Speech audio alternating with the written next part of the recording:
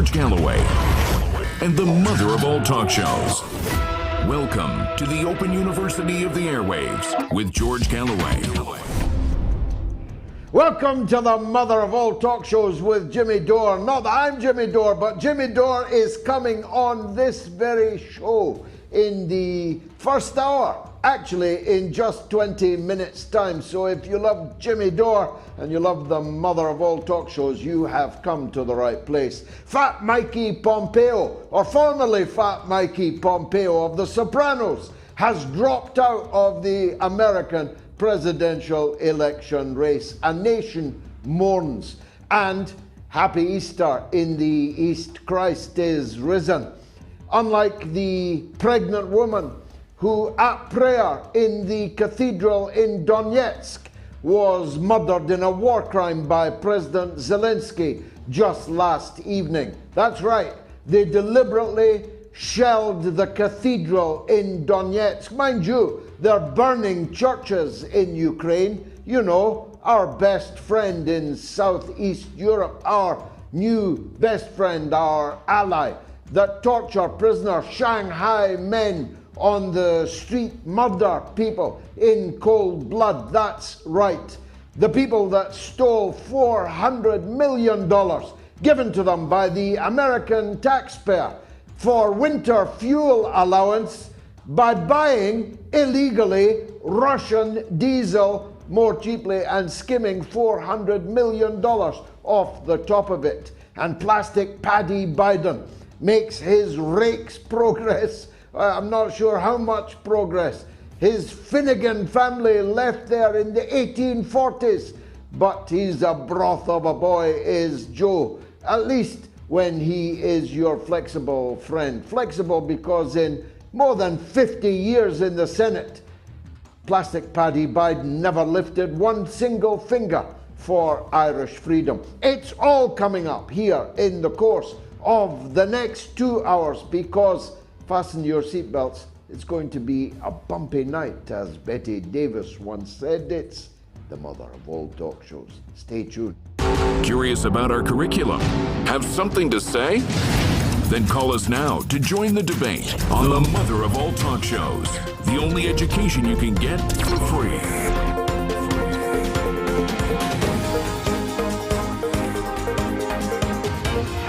George Galloway, the mother of all talk shows. With George Galloway, the world is our classroom, and you're welcome to sit in and join the seminar. Formerly Fat Mikey Pompeo of The Sopranos shocked the world by dropping out of the American presidential race. After much thought and prayer, Susan, whoever she is, and I have decided that now is not my time. All that keto gone to waste because Pompeo practically wasted away in order to run for president. Now, why have I such animus towards him? Well, many reasons. He made it abundantly clear that he, in the United States of America, would make it impossible for the then Labour leader, Jeremy Corbyn, to be elected as Britain's Prime Minister. And I tend to disapprove of interfering in elections in other people's countries.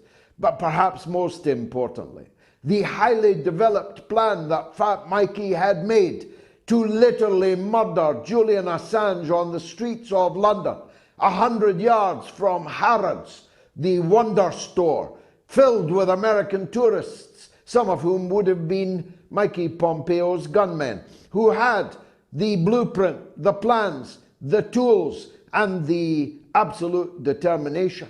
If Julian Assange had walked out of that embassy building, as some were trying to persuade him to do, Pompeo was going to have him murdered in cold blood on the streets of London. So you'll understand that I am filled with ire, not just about the fact that he was even remotely credibly running for president, but that Donald Trump gave him that job in the first place. It's been an effortless rise for Pompeo, head of the CIA, where we lied, we cheated, we stole, as he himself told us, all the way to almost the top of the American political tree. More even than the high positions of Donald Trump and Joe Biden themselves, the rise of Mike Pompeo tells us everything about the dysfunctionality of America. 10 people were shot in a mass shooting at a teen birthday party. I think it was today, it might have been yesterday, it might be tomorrow. It's the worst mass shooting since the last one, and the worst mass shooting before the next one. We'll all soon be told. Nothing to see here. Move on. We were fixated, however, by Plastic Paddy Biden staggering around in the Emerald Isle. He spent very little time in what he called Northern Ireland, but he stayed long enough to push the British Prime Minister, whom he had earlier referred to as Rashid Sunak, out of the way to salute a random white guy in a fancy uniform. Don't think I'm exaggerating, that is literally what he did.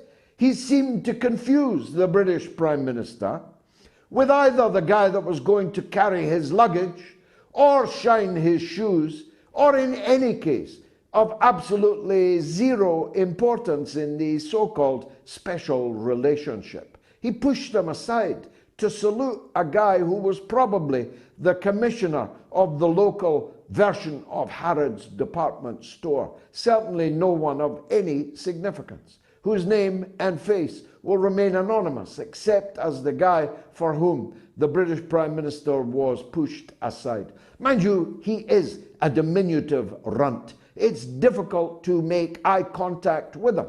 You have to look down in order to do so. Maybe that's what confused poor old confused Joe.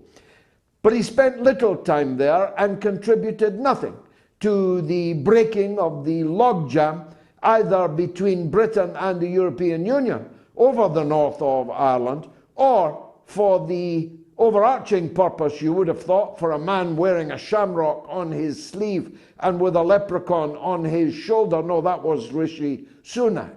He did nothing to help promote the case for the reunification of Ireland.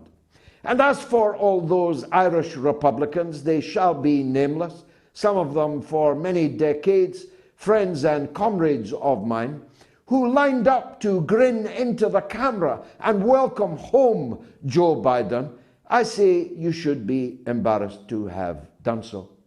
Joe Biden is the killer of Cubans. Remember Cuba, Jerry? Joe Biden is the killer of Iraqis, the biggest mouthpiece, megaphone for the invasion and occupation of Iraq. Remember the Iraqis, Jerry? He is the biggest supporter of Barack Obama's destruction of the Libyan Republic and the sodomy and murder of Colonel Gaddafi. Remember Colonel Gaddafi, Jerry?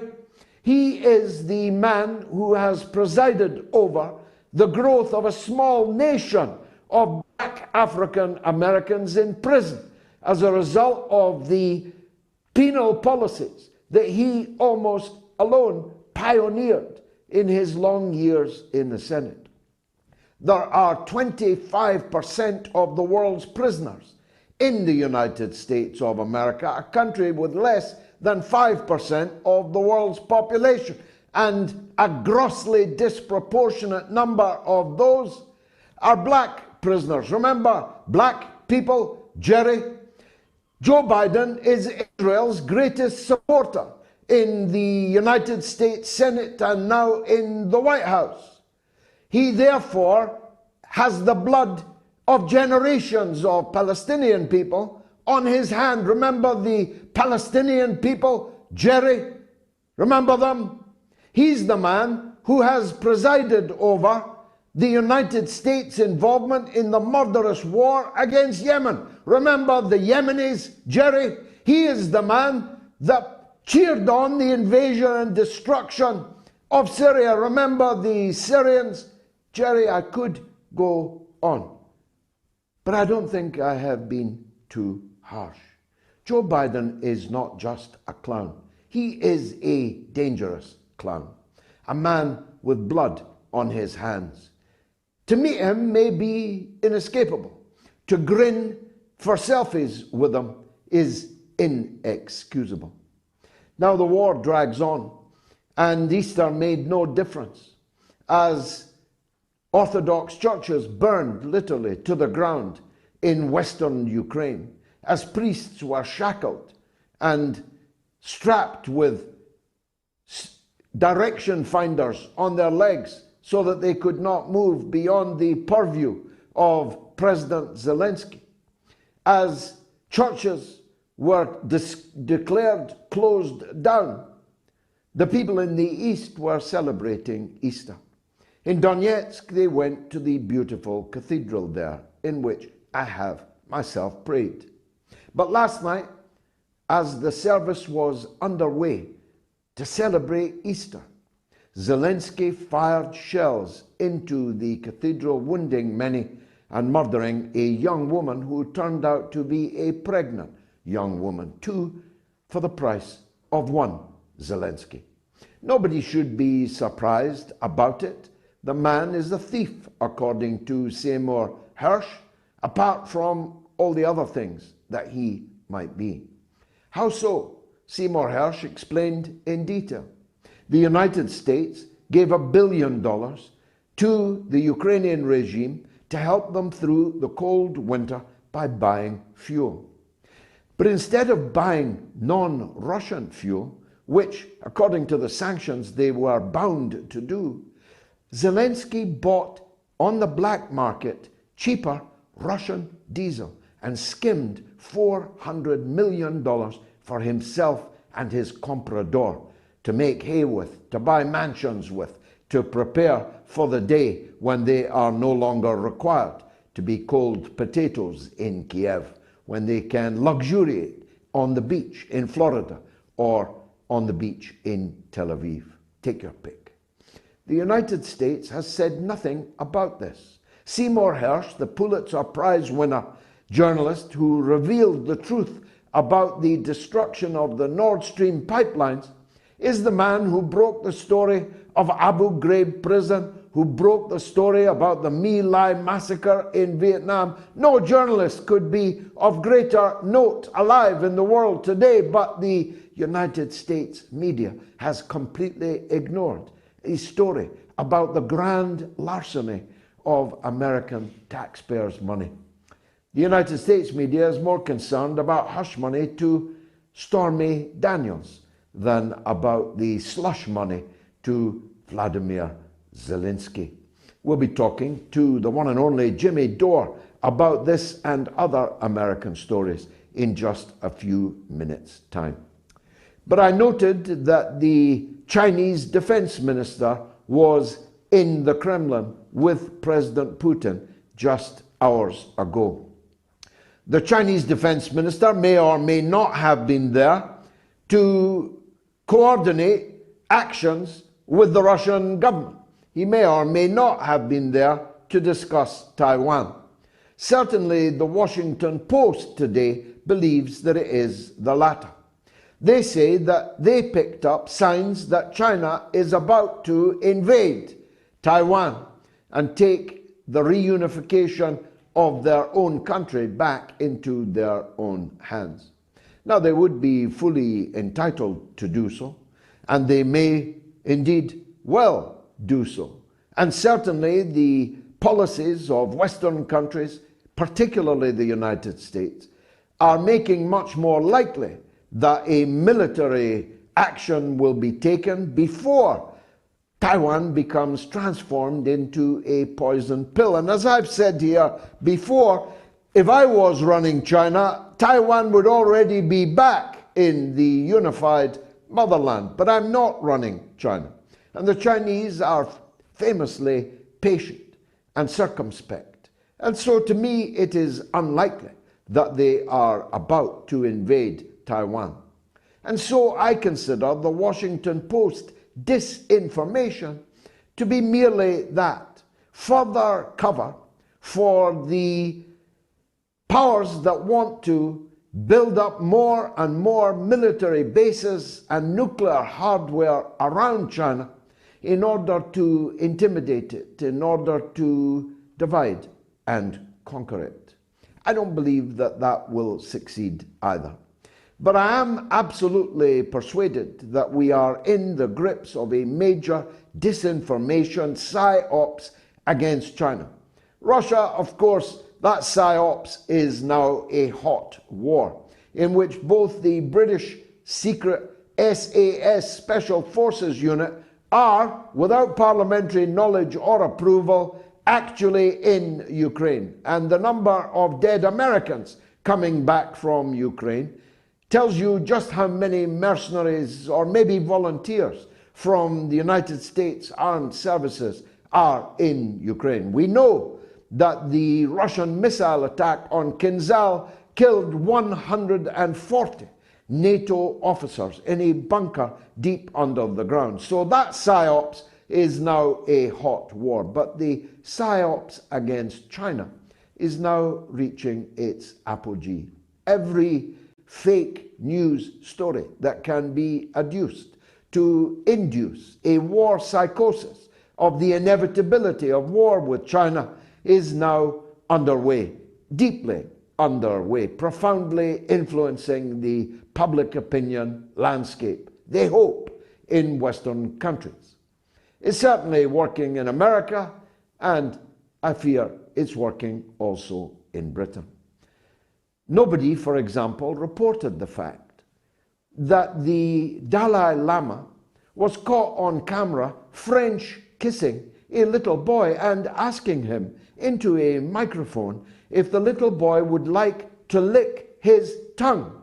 If a Chinese leader had done this, it would, of course, have been the #1 item on the news. But it wasn't on the news at all in Western countries. Why not? Because the Dalai Lama is a key actor in the attempt to surround China with casus belli. Tibet, Taiwan, Hong Kong, the Falun Gong, the so-called Muslim question, the Paracel Islands, the South China Sea, the Taiwan Straits, a hellish orchestra of issues that can be called in by the conductor at any time of his pleasing. The Dalai Lama disappearing story, though, was as nothing compared to the disappearing story of Russian disinformation in the leaked documents from the Pentagon. I want to leave you with this thought because I have not seen it written down anywhere or heard it said anywhere in the mainstream media. Every single state-funded, state-affiliated Western media outlet, in print and on air, said that the leaked Pentagon documents were either faked or partly faked or had been altered by Russian disinformation factories with numbers swapped, numbers of Russian dead swapped for Ukrainian dead and vice versa.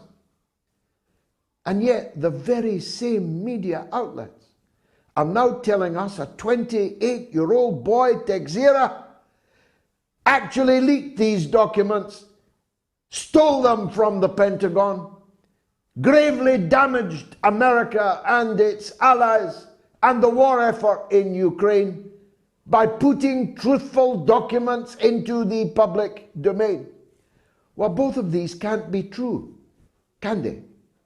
If the Russians altered them, how can they be the documents that Texera leaked? If Texera leaked them, he must have leaked them before any Russians or Chinese got the chance to alter them. And yet not one embarrassed apology for yet another fake news offensive from the Western media that told us to disregard these documents. Disregard them and at the same time suppress them. That's why you haven't read hardly any of them, because the Western media agreed to the Pentagon demand that they should be suppressed, even though they had been faked, even though they had been stolen and distributed by one of the United States' own National Guardsmen, aged 21. How to look 5 different ways at once without even having to explain it. It is an extraordinary gymnastic feat, but nothing like the mental entertainment gymnastics you are about to experience when I welcome the one and only genius Jimmy Dore onto the show right after this short break.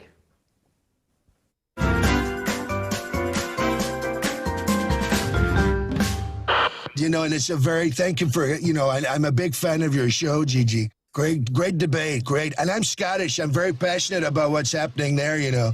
I had a great mom. She was Scottish, Mary McLeod. She taught me well. She taught me well at everything, including golf. I love Scotland, and I love the Scottish food. It's great food. I said to Melania, you know, haggis. Look at that. What's more Scottish than that? Me. I am that haggis. She said, what, thin-skinned and full of crap? You are listening to the mother of all talk shows with George Galloway.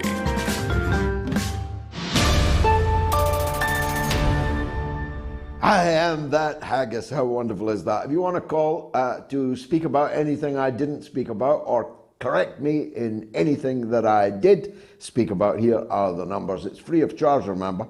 If you're in the UK or Ireland, it's 08 081 96 5522. That's 08 081 96 5522. If you're in the US or Canada, again, toll free, it's +1 844 944 3344. That's +1 844 944 3344. Or if you're in the rest of the world, where the vast majority of the people of the world live, it is +44 203 966 2625. +44 203 966 2625. Now we're running a poll. It's going great guns. 13,285 people have voted already, and the show has just begun. Will the US or China be the dominant superpower in the next decade? A, US, B, China. You can vote on my Twitter feed, on my YouTube channel, where many of you are watching now, on my Telegram channel, t.me/George Galloway, or on the YouTube community poll, where nearly 10,000 people have already voted. I was on his show on Wednesday. It was a sublime experience, at least for me. This man is a superstar. Please welcome the comedian, commentator, satirist, and host of the legendary Jimmy Dore Show, the one and only Jimmy Dore. Jimmy, welcome to the show. A great pleasure to see you again. Let me ask you, if I may, first about this 21-year-old boy that's been shanghaied by military. Even my children were asking me why he was being arrested by soldiers rather than policemen. If he's guilty, it was never Russian disinformation from the beginning. If he is guilty, what has he done other than what good journalism is supposed to do? Get your hands on inconvenient truths that contradict the lies that our rulers are telling us. And therefore, why isn't he being given a Pulitzer Prize rather than shackles and irons? So the irony is, this was a real mask-off moment for at least the press in the United States, because it was the press that, instead of using and trying to cultivate this a guy as a source, which is what you're supposed to do as a journalist. You're supposed to cultivate sources like that, and then you're supposed to teach them how to protect themselves, and you're supposed to protect them from prosecution, because they're the ones getting you the documents that are exposing crimes or lies that the people have a right to know about.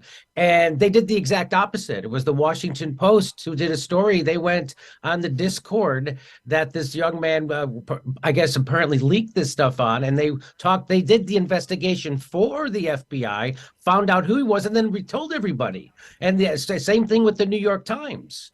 And it was like, this is the opposite. If you were a journalist, this would be the opposite of how you would act. And so they realized that what I think, if you're looking, but of course people aren't, but if you are looking, you would see that it was a real mask off moment for the press in the West, in the United States for sure.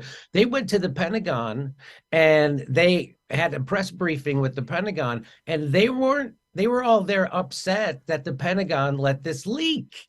Instead of talking about the lies that it revealed that the government had told, the fact that we're actually now in a hot war with a nuclear power, they didn't talk. They were upset, and they wanted to know how they're going to crack down on this guy, how they're going to crack down on future leakers, how they're going to secure these kind of documents. Those were their questions. Their questions weren't about. So it never smelled right from the beginning.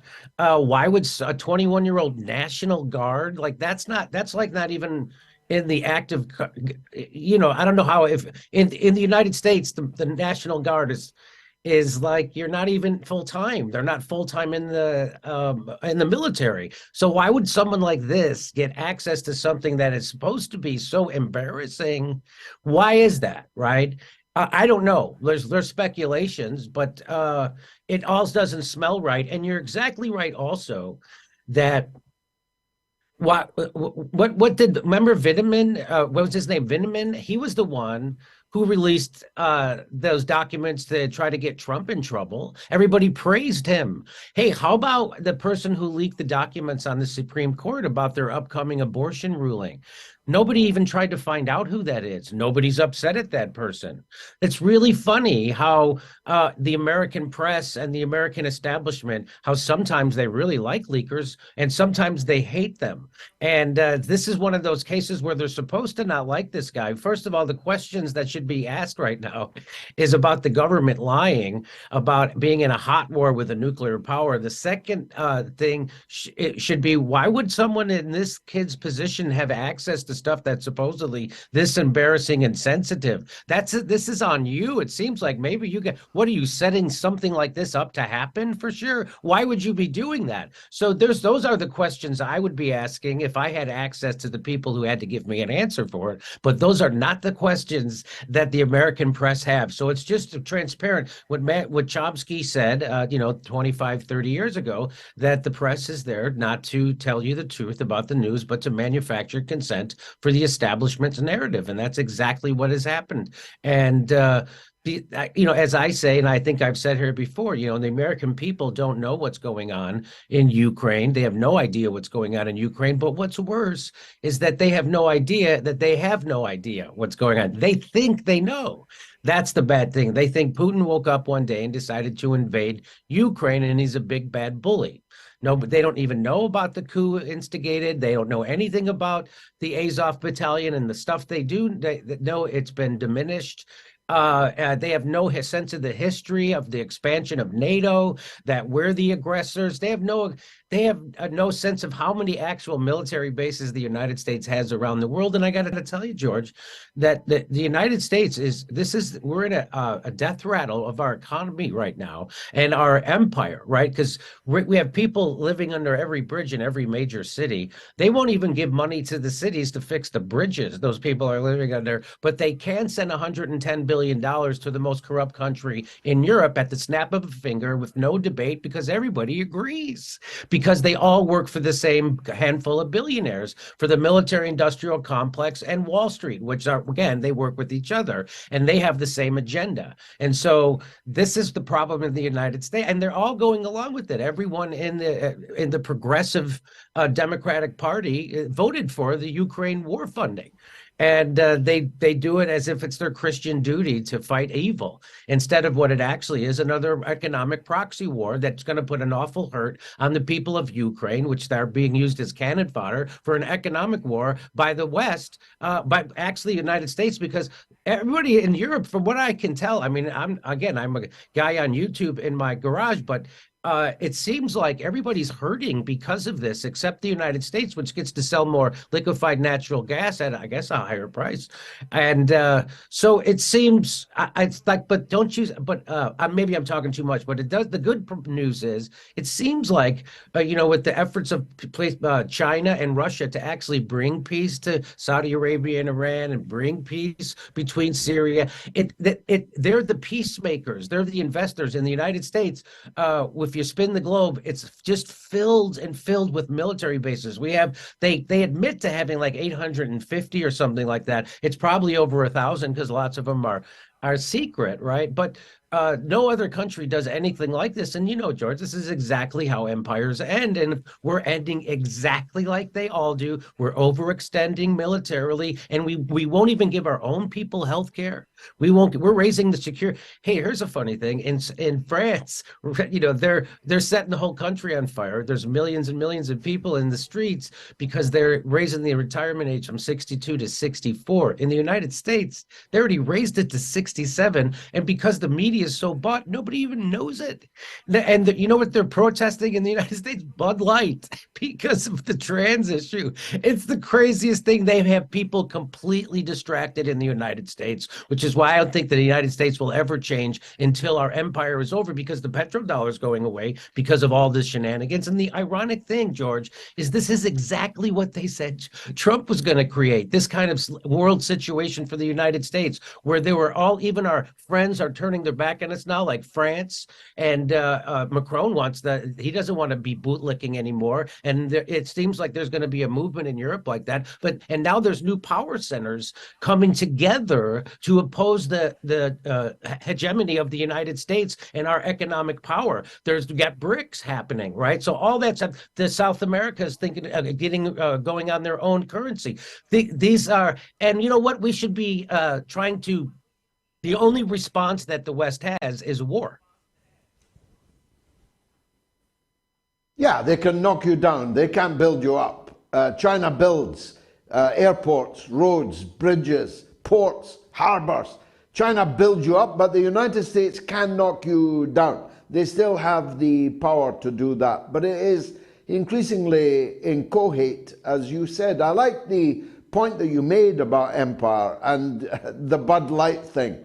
The Roman Empire ended not just because it overextended, not just because it debased its own currency, but because its society itself became debased. The last days of the Roman Empire were actually rather comparable to the last days of ours. I'm going to say ours because we are two countries divided by a common language, but as events in Ireland showed just the other day, we have effectively become one country, and we don't even have a leader. He was pushed aside by your leader, physically, literally pushed aside, so that Joe Biden could salute a guy who turned out to be the airport commissioner, who was wearing a fancy uniform and had no other importance whatsoever. But before I get to him, as you described the world turned upside down, I was thinking about the role that Trump is now playing. It's turned so upside down that all the liberals and leftists and progressives are the war party, and Donald Trump, who we were told was going to set the world on fire, he's the leader of the anti-war movement. Explain. So, yeah, that's exactly what a big reason why they wanted to get rid of Donald Trump, right? Because he wasn't as big a warmongers as they were. And, the thing they impeached him for was delaying shipments of arms to Ukraine. I mean, so I try to tell people that we have to get. People think that, like, oh, Bernie Sanders or AOC or people in the squad or the Justice Democrat, that they're in there fighting for you. That only keeps people invested in this system and not doing things that are actually going to bring change, right? The only thing that's going to bring change now in the United States is for people to give up hope in this system and try to somehow overthrow it in a radical way, like the way the truckers did it in Canada. That was really effective, and it brought them to their knees. It brought out the fascists, right? So at the end stage of capitalism, it becomes fascism, and that's where we are. That's what they did. They did that for capitalism. They didn't do that to protect themselves from a foreign enemy. They did that to protect capitalism from these guys who were trying to assert their liberty, right, and their freedom, and protest against authoritarianism. So that's all they have left now. And now we're going to digital currencies, and they keep letting the truth slip out left and right. Every other day it seems like there's an interview with another central banker admitting that they want to have the control of people's money, and that's what this digital currency is about. The banks want this. And that's what they did. So if you try to stand up against it, they call you a terrorist, and then they now control your bank account, and they can stop. Now you can't go travel. Now you can't go eat. You can't go pay and your rent, your bills. You can't go to work. You can't do anything. They can make you a non-person, right? So we're living in the dystopian future that those science fiction writers have warned us about. It's here, and people don't realize it because we're the frog in the pot. It's happened slowly. It all started with the 9/11 in the United States, when they started taking away all our rights. And then Barack Obama got rid of habeas corpus, which, is a right to a speedy trial. So now they can just put you in jail without a trial, and all they have to do is say you're a terrorist. They repealed habeas corpus, which was in the Magna Carta. So now the United States is operating on a liberty view from somewhere around the 1100s. That's how bad, because this is all about capitalism. This is all about military industrial complex and Wall Street getting control of a government. And this is what happens, and this is the result of it. And we're going down. As soon as the petrodollar, so now, Saudi Arabia, as well as I, they're starting to sell oil in other denominations than the United States dollar. So that marks the beginning of the end for sure, of our dominance in our dollar. And once that goes, it's going to be really bad for the United States. But the people running the country don't care. Right? We don't actually have people running the country. The people running the country are a handful of billionaires that run everything. There's only 6 media companies in the entire country of the United States, 6. So every newspaper, every magazine, every radio show, every TV show, every movie gets produced by one of 6 companies. And everybody works for the same people, and that's why the press is so bad, and that's why the people in the United States are so uninformed, which is why things will never change, because they don't know they're propagandized. And pardon me for repeating myself, I'm sure I said it the last time I was here, but people in the United States think that propaganda is something that happens to people in other countries. And that is not, the people, when it's happening to them in other countries, they know it. Right. So when people lived in Soviet Union, they knew the news wasn't the news. They knew it was propaganda coming from the government, and they had to read between the lines. But when people turn on Rachel Maddow or Sean Hannity or Anderson Cooper, they have no idea they're repeating CIA talking points that come from capitalists and imperialists. They think they're getting the news from people who are critical of the government. And so that's why they have no idea that they're that propagandized. And that's what leads us to here. And that's why we can have a demented guy like Joe Biden, which every turn they said that Trump was supposed to embarrass the United States. What does that do? And that $100 billion that they gave to Ukraine, you think they could have put a couple of dollars in there to buy a dog to lead Joe Biden off stage when he's done giving a speech, right? Now, finally, with a bit of good news, I saw some stats the other day that show that the aforementioned Rachel Maddow has slumped to a tiny audience share in the United States. She was up there during the Russiagate and all the rest, but she has slumped way below and even me in terms of audience. More than 1.2 million people watched the mother of all talk shows in the last 7 days. You've got 1 million subscribers on YouTube, more after this interview. You've got 100,000 subscribers on Rumble. People like you and Joe Rogan completely dwarf the audiences of these so-called mainstream media commentators. So the masses are switching them off, and a significant number are switching on to alternative points of view. That's got to be good news.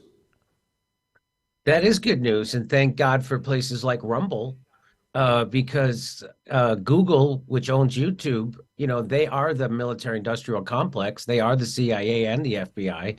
So if there was this thing called YouTube files, they would reveal the same thing, just like the Twitter files revealed about Twitter.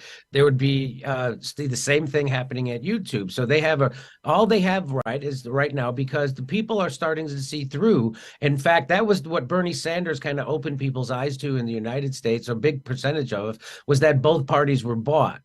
And then as soon as Donald Trump became president, Bernie stopped telling that truth. And people need to be reminded of it. And so that's the thing they fear, is that people on the left and the right realize that we're being screwed over by a common enemy, and that is the military-industrial complex, Wall Street, health insurance. We still don't have health care in the United States. We sent $100 billion to the Ukraine. Right in their faces, they're doing it now. This corruption is right in their faces. And the reason why it seems like we're never going to get health care in America, and we're going to keep funding war over and over. It's a sad state of affairs. And you're right, though. If people do wake up, people are waking up to media like this, and I really do encourage people to go to Rumble, because there's big censorship on YouTube, and there's lots of things you can't say that you need to say. And what do they censor the most? They censor the COVID narrative, the vaccines, and they also censor war. So, they don't let you tell. I mean, they were taking people down for telling the truth about the Ukraine war a lot. And I had to tiptoe around it and tell the truths in ways that people, with a wink. And if people realize that the left and the right have a common enemy, and that the billionaire-owned media is making us blame each other for the pain that's been inflicted by the billionaire class, then it's all over for them, right? And so that's the message of my show, and I think people are waking up to that. And my neighbor isn't my enemy. My enemy is the establishment and the oligarchy. And they said on January 6th, your democracy, they were trying to steal your democracy. Hey, I got news for you. They stole our democracy decades ago. The corporations bought our government, which is why workers haven't had a raise since 1980. Wow. Jimmy Dore, as always, a great pleasure to see you here on the mother of all talk shows. More power to your microphone, the legendary Jimmy Dore. I'll be right back after a very short break. 60 seconds. Count them.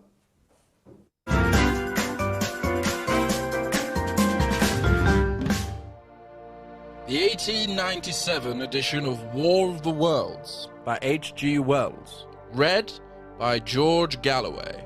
Available only on Patreon. The cylinder was artificial, hollow, with an end that screwed out. Something within the cylinder was unscrewing the top. Good heavens, said Ogilvy.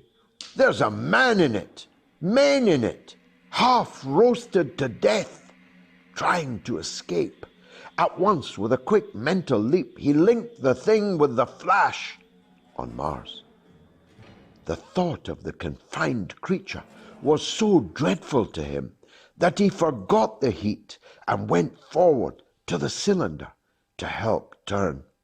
But luckily, the dull radiation arrested him before he could burn his hands on the still glowing metal.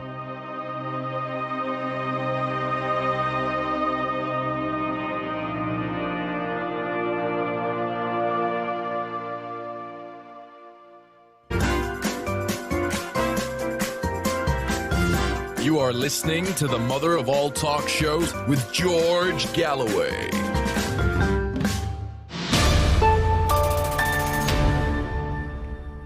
Well, my good wife has just told me that it's not broadcasting live. The show is, for the first time in all these years, not broadcasting live on Twitter. And that's because Twitter have discontinued the ability to stream live a show like this, which is a very great pity. And self-harming, I think, because the people who were watching in the past, thousands of them every show, on Twitter will now have to go elsewhere, and most of them will go elsewhere, and therefore off Twitter, and they may not go back to it quite as quickly as Mr. Elon Musk would like. So I, for one, deprecate that decision. I can think of no commercial, certainly no democratic reason for that decision. The poll, will the US or China be the dominant superpower in the next decade? A, US, 16% on Twitter. B, China, 84% on Twitter. On YouTube, yes, 12%, no, 88%. On Telegram, yes, 7%, no, 93%. That's 7% think the US will be the dominant superpower in the next decade. 16%, 12%, 7%, and on the community channel, 12%, where 10,000 people have voted. So 14,121 people have voted. You can vote right up till almost the end of the show. Please have your say. And of course, you've just been listening to my rendition of War of the Worlds by H.G. Wells on my Patreon page. I personally depend on that Patreon page. It's a good way to support me and my work for the price of less than a cup of coffee in a cafe per week. Actually, way less, maybe half, depending on the kind of cafe you frequent. So please search me out on Patreon, patreon.com/George Galloway. Here's some comments from my good friends on Patreon tonight. Andy says, Jimmy Dore, James Melville, excellent combination. In regards to the vote, you'd have to be ting-tong crazy to imagine it would be the US that would be the dominant power in the next decade. Look at China. BRICS, mediation between Saudi and Iran, leaving America on the sidelines. Their monumental Belt and Road initiatives in Africa, and the bonkers cuteness of Li Jingjing. What's not to love about that? Well, you said it, I shouldn't. Paul McDonald says, why is everyone so paranoid about China? It's all about everyone rising economically together. What's wrong with that? Well, that's how it could have been, Paul, but some people will never accept no longer being the top dog. My good friend in America, Teresa Kelly, says there are so many reasons why warmongering USA is finally going to reap the horrors it has sown. The most obvious is that the evil empire is destined to collapse. The never-ending morons who continue to occupy the White House. A big, big hello to all my new patrons, and there have been several in the past week. It's great to have you with us. Let's go to the lines. Fra, an old friend of the show, is in Belfast on Bill Clinton and war crimes. Or is it Hillary Clinton and war crimes? Or is it both of them? Fra, welcome back to the show. Thank you very much, George. Thanks for taking my call. Fantastic start to the show, as always. With your permission, I've just four short comments to make, if that's okay. Firstly, you were talking about... Yes, thank you, George. You were talking about the good and the great who were queuing up for their selfies. I assume now we're kind of talking about people who were revolutionary Republicans, people who were very, very, very progressive in the past, but they are now constitutional nationalists who have joined the establishment and in government are now failing to deliver for the people. So as many revolutionaries do, go on to become members of the establishment. That's the first thing I wanted to say. And then whenever Joe Biden arrived here several days ago, Gale Force Art, which is an art group in Belfast, went up into the mountains, the Black Mountains, which are adjacent to the main motorway. And along with the Cuban Solidarity Campaign at BDS Belfast, they put up several flags to welcome Joe Biden to Belfast. There was a Cuban flag with the letters Unblock Cuba.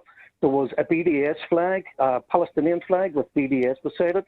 And Gale Force Art put up an Irish tricolour with No to NATO.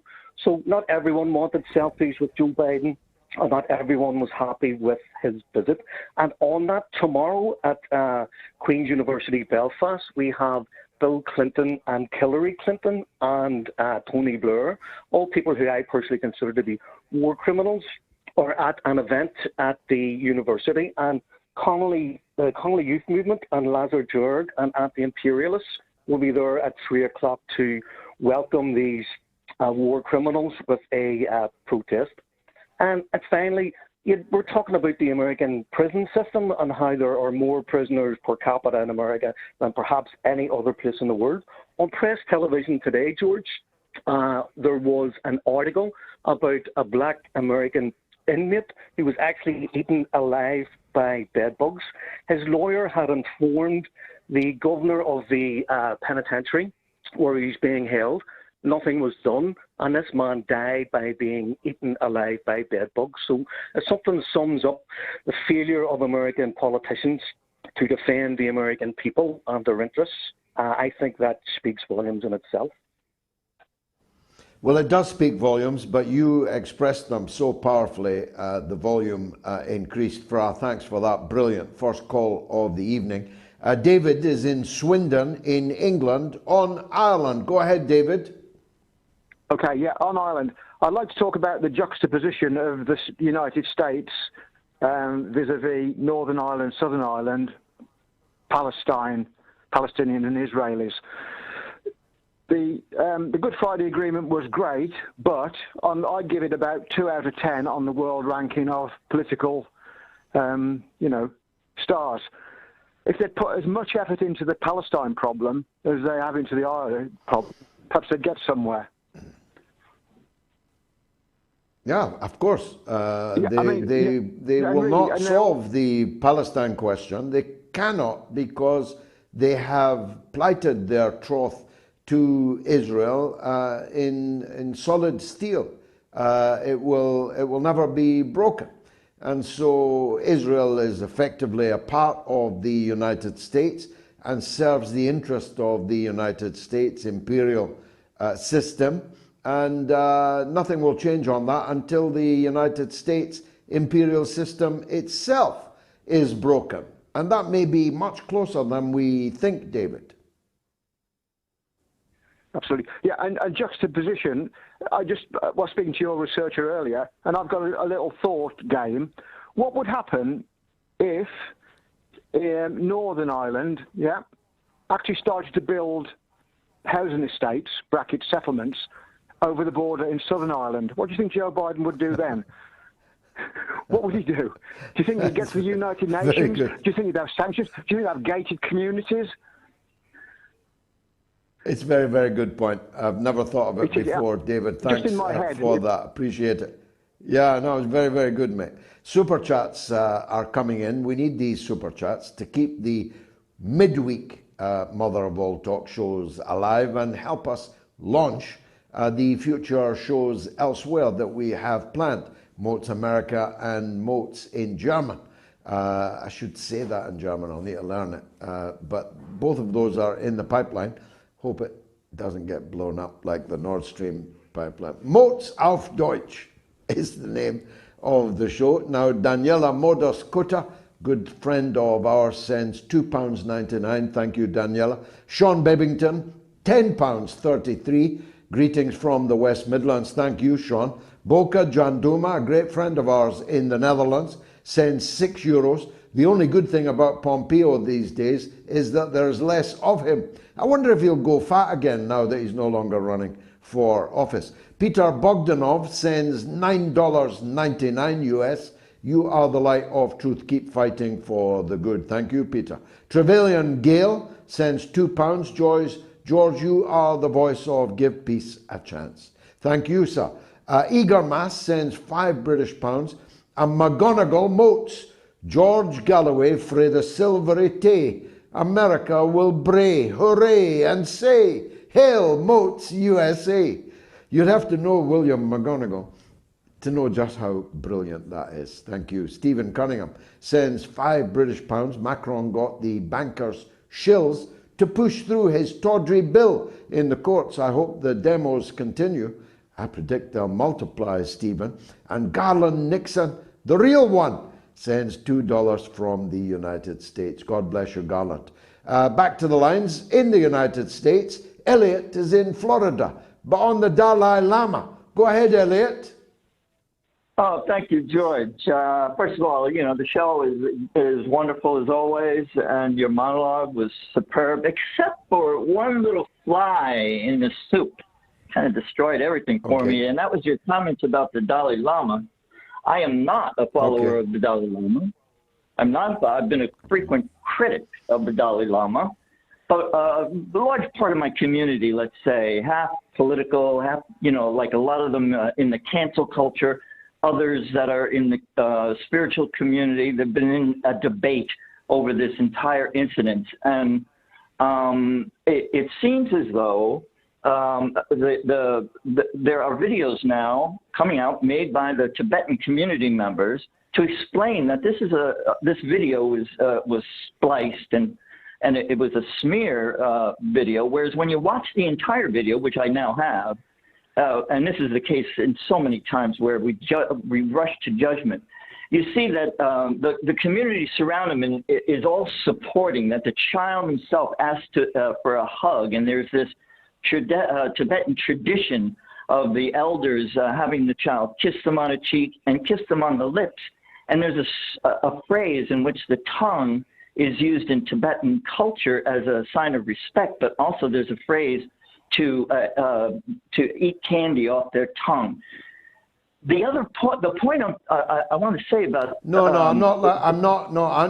stop. I'm not letting you away with that first point. I'll let you come back in.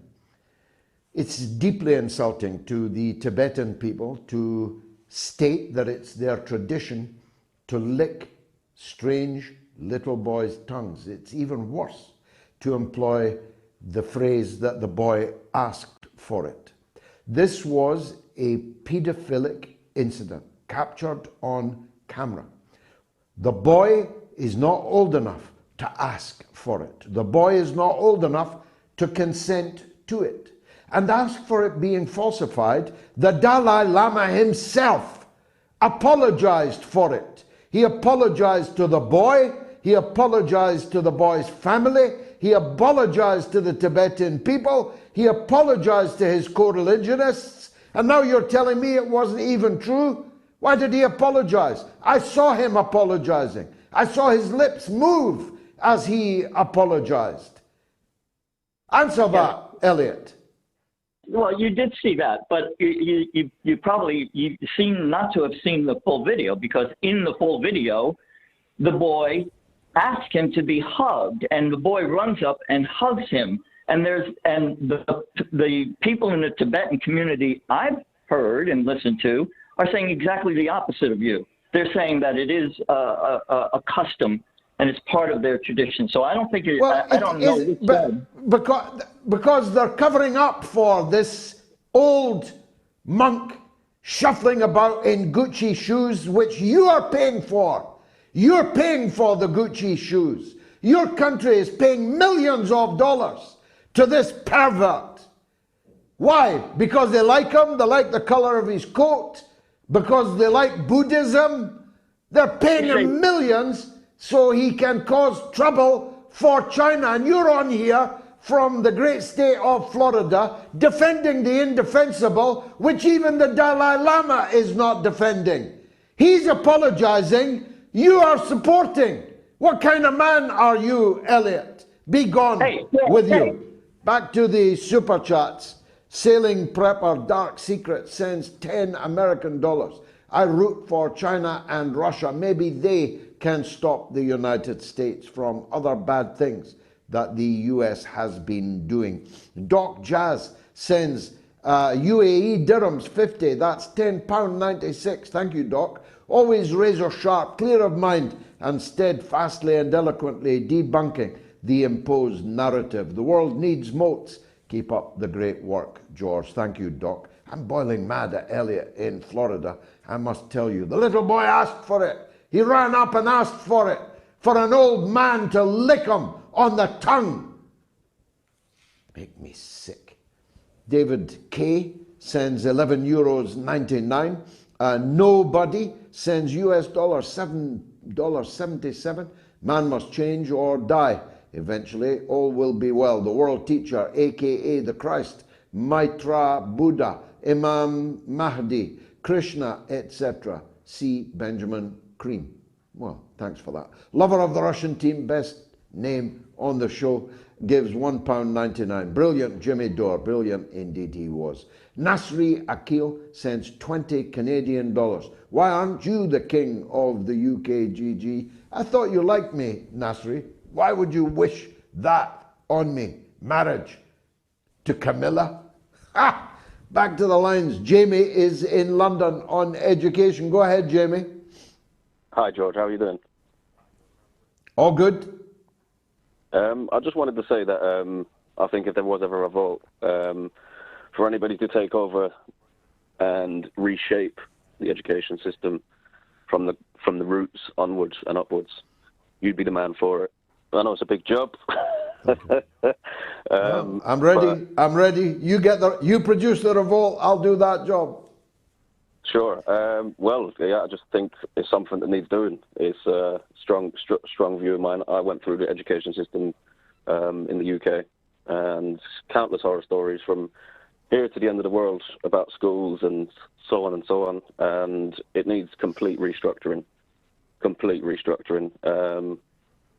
We're just suffering midlife, late life, due to the beginning of life. I agree. I agree entirely. I have 5 children and 5 grandchildren, all in school. So I'm invested in 10 little children who are in the education system, all but 3 of them in England, so 7 in England. And I can compare and contrast the Scottish education system now with the one that I myself was educated in, and it's not a pretty sight on either side of the border. And I've come to the conclusion that education is being bent and twisted to serve a political mandate rather than to teach our children the basic facts that they need to know, the means of working out basic facts that they need to know, and the development of a curious intellect to make them want to go search out facts that they need to know. And that's inconvenient to the people that run our country. Thanks, Jamie. Sorry to cut you short, but it is the bridge of the hour, and I have got James Melville coming up. A man from Scotland like me, a man from the same corner of Scotland like me, who has become, just like Jimmy Dore, obviously on a lesser scale so far, but just like Jimmy Dore, a tower of the new media landscape, to whom people look and listen. It helps that he has the perspicacious and mellifluous northeast Scottish accent that I do myself. He's coming up right after this break. James Melville, stay tuned.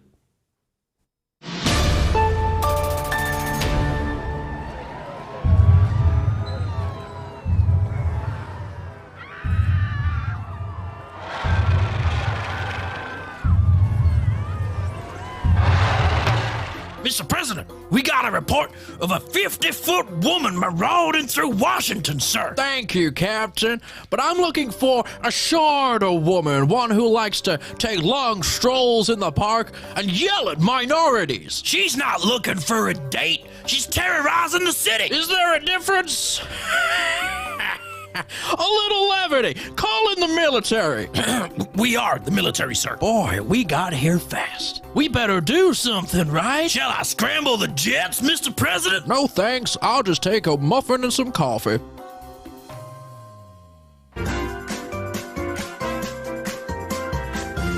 You are listening to the mother of all talk shows with George Galloway.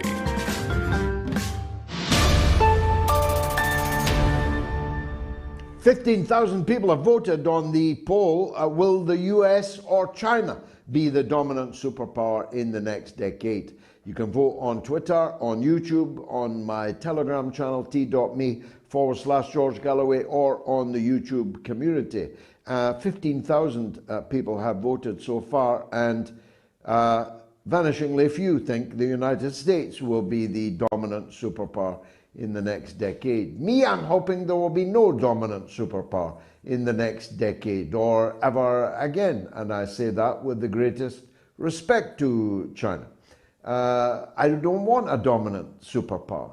I want the equilibrium of a multipolar world. And the good news is, I honestly believe that China wants that too. And as long as China wants that too, I think that we'll be in for a better century than the one we had last time. Now, James Melville came to my notice on social media. He does occasionally get a gig on GB News, but I mainly follow him on social media, and I'm endlessly impressed, as an increasing number of people are. I'm not sure what his politics are. I am sure they're not the same as mine. But he is, in a way, the living embodiment of what Jimmy Dore said, that people on the left and the right have to wake up to the fact that actually what matters is what's right and what's wrong. And actually what matters is that we have a common enemy which is trying to suppress our ability to come to the conclusion of what is right or what's wrong. It is a common enemy that is the mass media, that is the legacy media and the big tech companies that control the new media. At least that's how I see it. Let's hear what James thinks. James Melville, welcome back to the mother of all talk shows. I don't know if you heard Jimmy Dore earlier, but he very powerfully, for me anyway, made the point that, you know, it doesn't much matter whether you're left or right, as much as it matters whether you're right or wrong, as much as it matters whether you're going to be allowed to argue your case so that other people can decide what's right and what's wrong. That's surely the zeitgeist of this 2023, isn't it? I completely agree. I've been talking about this for a very long time, especially over the last 3 or 4 years, where the world's changed in a lot of ways, as we know, and a lot more people actually are more politically engaged through the COVID era. But I feel, and I think you might as well, I haven't left the left. Through my entire, I studied politics, I've worked in politics, I've campaigned in politics, I've been left of centre. But what's happened to the old left of centre is no longer there. Well, parts of it are, but it's been hijacked by a new sort of corporate wokeism, left of centre, a sort of fraudulent left of centre. I haven't left the left, but aspects of the left have left me. And one of those aspects with the new sort of bastardized left is a suppression and cancel culture. So the very things that I was talking about on the other side of COVID back 2019 before, about austerity, mental health issues, problems with education, waiting lists, business bankruptcies, they were all on this side of COVID, the collateral damages of the responses of COVID. And where were some of the left on that? Well, they turned a blind eye. And I think what we've got is a bigger picture issue whereby some of the left, if I'm really honest, have been hoodwinked by a corporate virtue contrick, whereby unless you're on their side, then somehow you're going to be smeared as a bigot or a conspiracy theorist or far right. It's actually far from it, as far as I'm concerned. A lot of my political views haven't changed at all. They've been reinforced by what's happened in the last few years.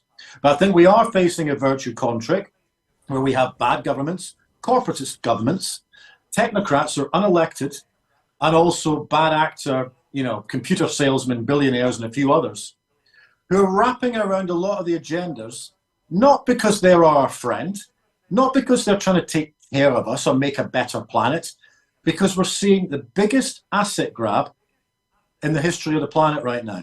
And the figures borne that out. Over the last 3 years, there's been more wealth transfer from the 99% to the 1% than in the history of the planet. So therefore, we have to ask the questions why. And it comes back to that point that millions of people are getting hoodwinked by this enormous virtue contrick under the auspice of safety and security and convenience as well. Yeah, and the power, the closure, Germany closed its last 3 nuclear plants this weekend. And that has been accompanied by a 45% increase in the electricity bills of the Germans. Just like that. This whole zero campaign that at COP23 in Glasgow they were trying to outbid each other is actually beggaring the planet. It's beggaring the people whose governments were fighting each other as to who could sign up for the more extreme prescriptions, no? Exactly. And it's crass logic solutions. It's basically, we've got a problem, they come up with a solution, and they create 5 more problems. Net zero is a perfect example of this. You know, I'm a lifelong environmentalist. But whatever happened talking about environment in the round? Whatever talking about pollution in the round? Instead, we've got crass logic solutions that aren't actually saving the planet. There's a number of these, for instance. A perfect example, just to take one, would be electric cars, where a component of electric cars is made from cobalt extract that's put into the lithium-ion battery. Now, guess where that comes from, largely? 70% of cobalt supply is from Congo, where you've got over 40,000 child slaves to produce that, and they're plundering the landscapes. How is that saving the planet? Instead, it's destroying the landscape under the auspice of do good and virtue, but meanwhile, there's over 40,000 child slaves plundering this through the mines of Congo. There's other aspects, for instance, of wind turbines as well, where balsa wood from the Amazon is used as a component for the blades. How is that saving the planet? And so what's happening with a lot of this, issue by issue, COVID response, net zero being another, they're providing solutions that are taking away a lot of freedoms for people and providing solutions that aren't actually doing the thing that they say that they're supposed to be doing, and that's solving the problem. In fact, they're creating a multitude of other problems. I think a lot of it is a gigantic corporate contract. The individuals who are pushing this, from government, technocrats and corporates, are exploiting the people by the auspice of control to plunder and also increase their own wealth. But they're not actually solving the problems that they claim to solve. No, exactly. And the corporate involvement in culture war issues, first of all, I don't see the commercial logic of it. I don't know why Bud Light decided to engage a trans person to be their face. It has spectacularly backfired and increased enmity against trans people. I think Revlon, if I've not got the brand wrong, but certainly a cosmetics company, have done the same. What is it about this wokeness that the corporates are so excited about? I've spoken myself before as the father of 5 mixed race children.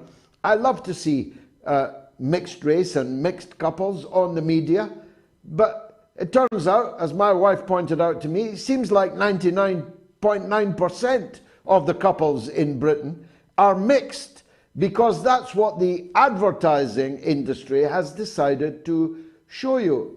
So I don't understand the commercial logic in a country of 88% white people, why white people can't get on TV ads, or why they can't be married to each other on TV ads. I don't understand why culture wars are being ignited by corporate interests. You're a younger man. Tell me, why? Only just younger, George, give or take a decade. But I think it's about divide and rule. We're focusing, governments, corporates in a lot of ways, they're focusing on the wrong areas, and they're whipping up culture wars. I agree with that. So everyone's squabbling about a multitude of issues. Yet we should actually, the one thing that unifies most of us is bad governments. Look at the cost of living crisis. That affects everyone apart from the 1% again, who are plundering everything, whether it's energy, whether it's food, whether it's to do with data, whether it's to do with financial services. Now, the one thing that connects that, under the auspice again of control, is digitalization of all of these things. Digital ID seems to be connecting all of these aspects, and Tony Blair was wanging on again the other day about the need for digital ID. He's been doing that for 20 years.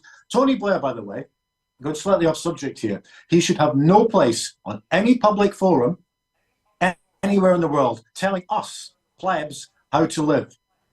Based on what happened in Iraq, he should be nowhere near the debate. And there's arguments that Bill Gates shouldn't be near the debate as well.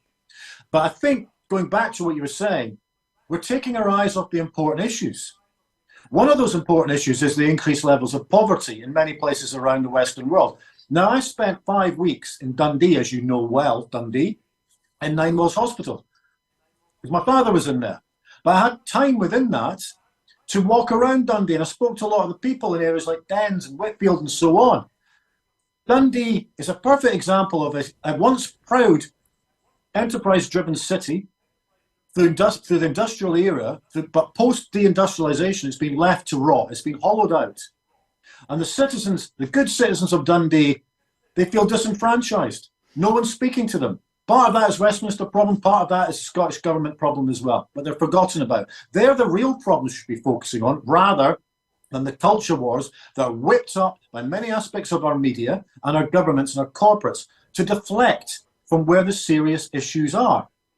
Now, this comes back to the original point that I said, saying, I haven't left the left has left me. We're the left on issues like what's happening in Dundee, and not just Dundee, in many parts of, say, America, parts of France, parts of Germany, parts of the northeast, northwest of England. These areas have been hollowed out for decades, and they're the real issues that need to be addressed.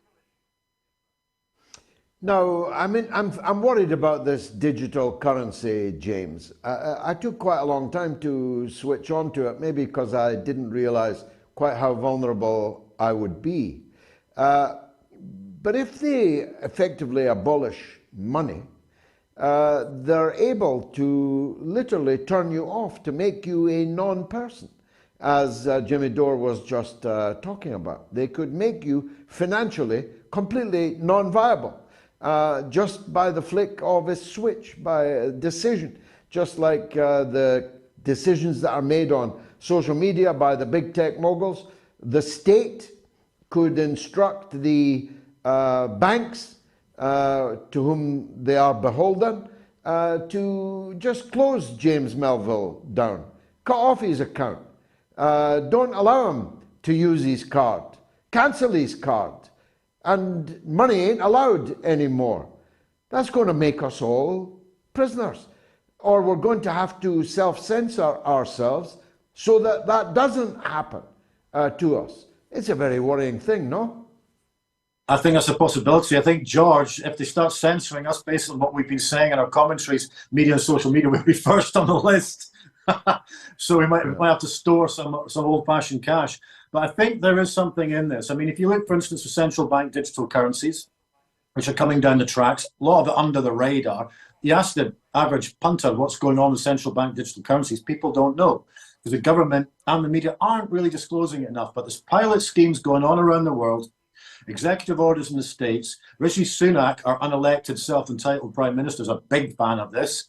And they're now advertising for positions with the Bank of England for central bank digital currencies in terms of design, implementation and governance of this. Now, what this means is the state effectively has the ultimate control over financial transactions. What this could mean, the risk factor, is we end up on a pathway, some sort of Trojan horse towards social credit systems. Now, again, it's another aspect of digital ID that's locking us in. You know, we've gone through the story a little bit before, though, George, because if you remember back in the pandemic, vaccine passports, one of the most illiberal policies ever produced, was a form of a social credit system. It was saying if you don't take this jab, then you're going to lose some of your freedoms, your social freedoms, and in some places, even your employment freedoms. If you look at the care workers, over 40,000 left the industry because they didn't take the jab. But that was linked, obviously, to the vaccine passport.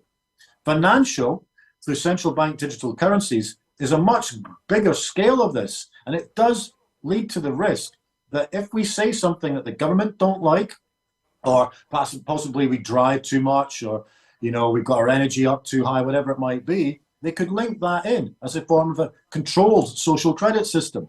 But it's also bigger than that. The state should not ultimately have control over financial transactions, because that's the ultimate aspect of freedom.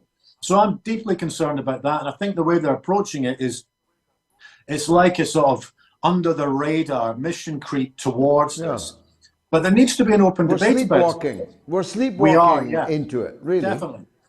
And I think there needs to be a public debate whereby both sides of the argument are openly talking about, on one side, the benefits, if there is any for this. They'll sell it as convenience and financial safety. They always do. But on the other side, the experts warning about the perils of this. It's too important to just slip through in complicated, under-the-radar legislation that isn't reported about in the media. This is effectively our financial transactions freedoms on the line, combined with the possibility of a gateway to a social credit system that should have no place in a liberal and free society. Finally, James, the leaders of the Western world. Joe Biden and Rishi Sunak were together in Northern Ireland in the last couple of days. Did they fill you with a great deal of confidence that they know what they're doing and they should be allowed to get on with it? Oh, not at all. They're corporate politicians. I mean, I once described Joe Biden as an ineffectual phantom. I mean, that's effectively what he is.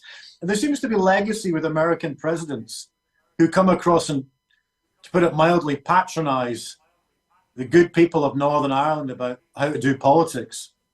You know, it goes back to, Kennedy, Reagan was doing this, Clinton was doing this. Now, Biden is doing this, drinking his pint of Guinness and the rest of it, and getting his facts wrong as always. And I find it deeply patronizing. And Sunak's the same thing. He's Emperor's new clothes prime minister. What has he actually achieved since he's been in the job? He said it was all going to be about transparency and accountancy and all of this stuff that's management speak, but he hasn't actually achieved anything. And we're on a race to the bottom with our politicians. I mean, maybe I'm sounding old here, but I remember back in the sort of 80s and 90s, whether you agreed with the left or the right, there was heavyweights. They understood the issues. And most of them were trying to do it in the reason why we pay their taxes, or pay their wages, pay our taxes, is because they're supposed to be serving us. They're not. They're serving themselves and their corporatist friends. They're feathering their own nests. I mean, Sunak he's like a machine politician. Joe Biden, I mean, if that's the best that America can provide, then God help America. But that's where we are. And God help us. Britain and America. If Rishi is the best that we can produce, God help us. James Melville, as always, thanks for joining us on the mother of all talk shows. Do follow James on social media. He's always worth it. Will the US or China be the dominant superpower in the next decade? Don't forget to vote on our poll on Twitter, on YouTube, on Telegram, or on the YouTube community poll. You can always email the show also, onair@moats.tv. Here's an email actually just in. Hi George, James Melville says he's not left the left. More so, the left has left him. For me, George, there's not much left of the left, if you get my meaning. Great show, David. I do get your meaning, and it's brilliant. Let me take a quick break, and then we've got more calls coming in. Stay tuned.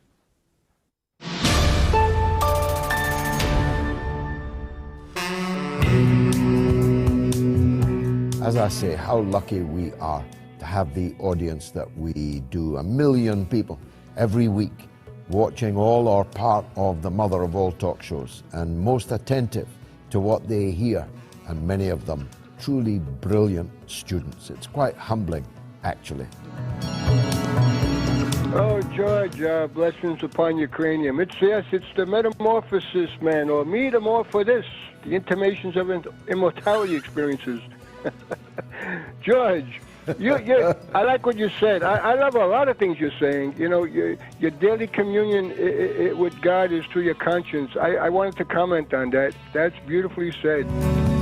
Your Socratic method on the On-Air University is very beneficial, and I can only speak personally. I have appreciated because I had called last time in regard to the general strike, and you helped to really refine my understanding of that from a different point.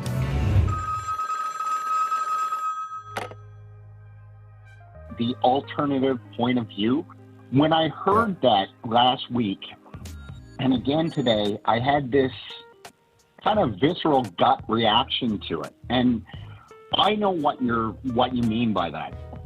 And, the Moats audience knows what they mean by that because we're all informed citizens. We wouldn't be here if we weren't.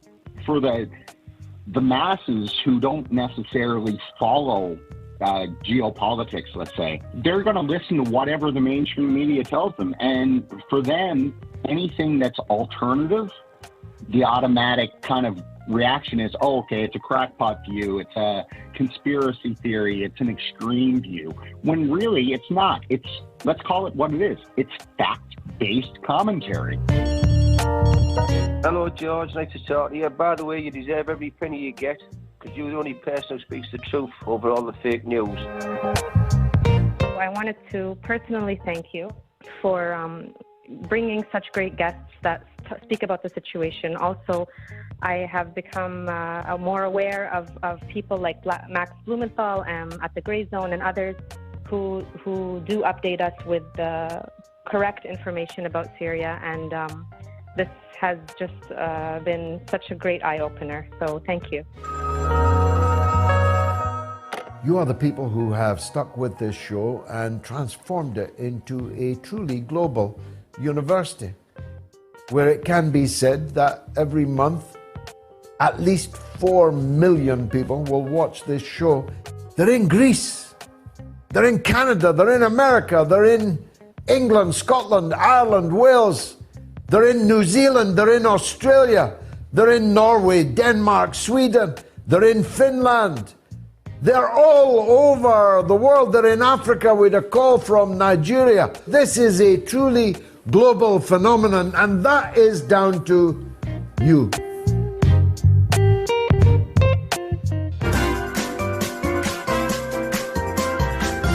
You are listening to the mother of all talk shows with George Galloway.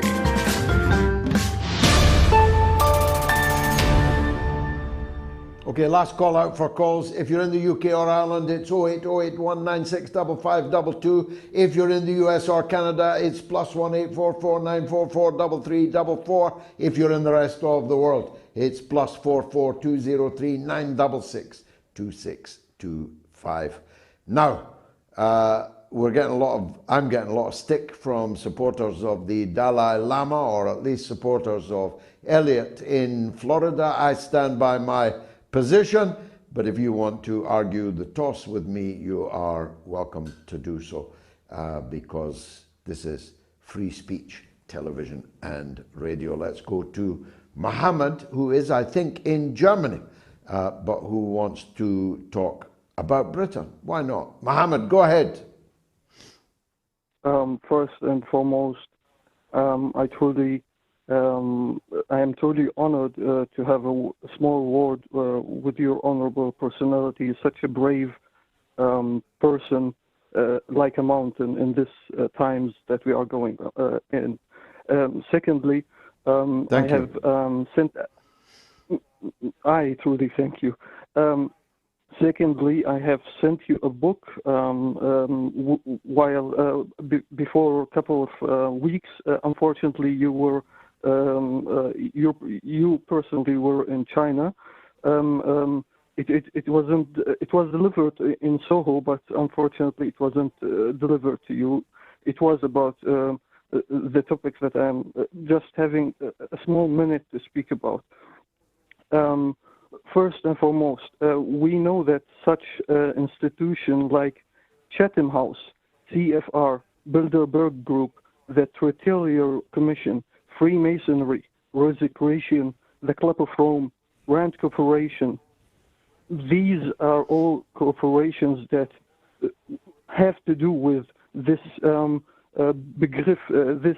concept of deep state. But nonetheless, we always speak in the media about the deep state of America, the United States.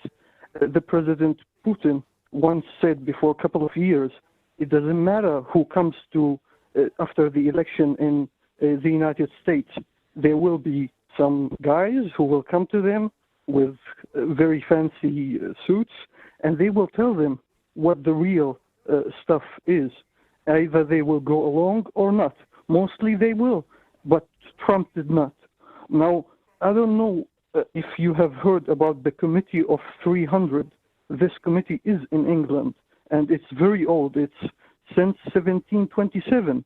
And when you have honorably, thank you very much, spoke about the hypocrites of the House of Lords and the hypocrites of Britain, like your lastly dearly guest, Melville, he said that they are like machines. It is really weird that we see such small personalities, small age presidents in West Europe that has really nothing to say, but in fact are being told what to say. You know better about this. All what I am asking is, why aren't we speaking about the deep state of England? Thus, it's very old. That's all what I had to say. Well, of course, there is a deep state in England, in the UK.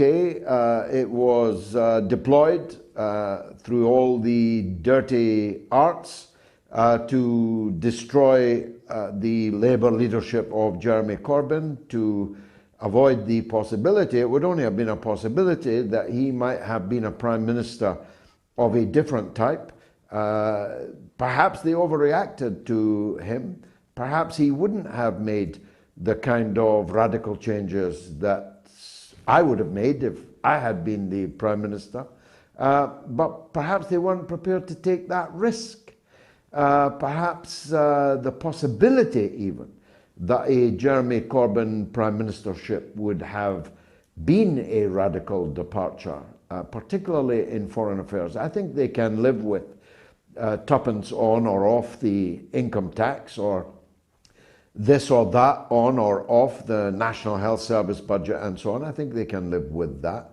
But anything that touches on the core international, global issues is something that they perhaps were not prepared to take the risks on.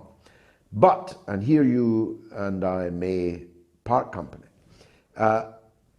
if the implication, it may not have been, but let me make an inference that may or may not be true. If your implication is that the English ruling class and deep state, because of its greater longevity, is somehow guiding the ruling classes of the rest of the world, I believe that you are wrong.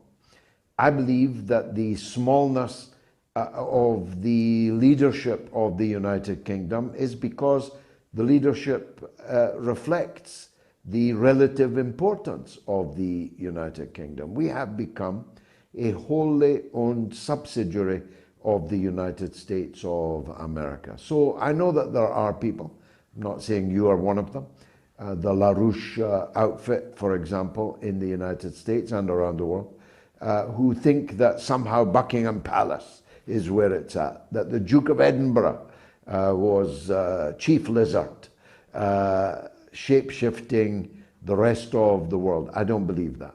I never believed it, and I certainly don't believe it now. The Duke of Edinburgh is long gone, and so is Britain's leadership role in the world. I'm embarrassed that our leader is Rishi Sunak. I'm genuinely cringed, embarrassed about that. Thanks, Mohammed. Super chats. Abdi Yamotahari sends 25 American dollars. Thanks, Abdi. And MK sends $49.99 US dollars. Nuclear testing in the USA and Denmark is contaminating cattle farms. Instead of getting rid of nuclear weapons, they're getting rid of production of red meat. Is this why we're being forced to eat bugs? Because insects don't absorb radiation. I will never eat bugs. Let me tell you that now, live to camera. Hammy Rami sends £2 British. GG, your coffee money. Thank you, Hammy. Carol Hope sends £5. Per character cheerfully blowing a party horn. I have no idea what that means, Carol, but thanks for the £5. Hong Luong sends £5. If the Dalai Lama is misunderstood, then Prince Andrew and Jeffrey Epstein are innocent law, and that woman who sued Andrew also asked for it. And John Paddy sends £5 and say, I say this in all seriousness, George Galloway should be responsible for restructuring the education system in every school in England. Thank you, John, very kind of you. Let's go to Anthony in Detroit about Northern Ireland. Why not? Go ahead, Anthony. Oh, George, it's so embarrassing to see Biden on his family vacation, and he's so narcissistic. It was all about his supposed fake ties, and it turns out he's half English, and, you know, he thinks he's on Ancestry.com. But, you know, it's so insulting. He said twice, since he became the president, I may be Irish, but I'm not stupid. So to just see every Irish politician, left, right, and center, to totally genuflect at his narcissistic altar was just the height of hypocrisy, and I feel very bad that they did that. But I mean, you know, from Palestine, of course, beautifully Disney. expressed, Anthony.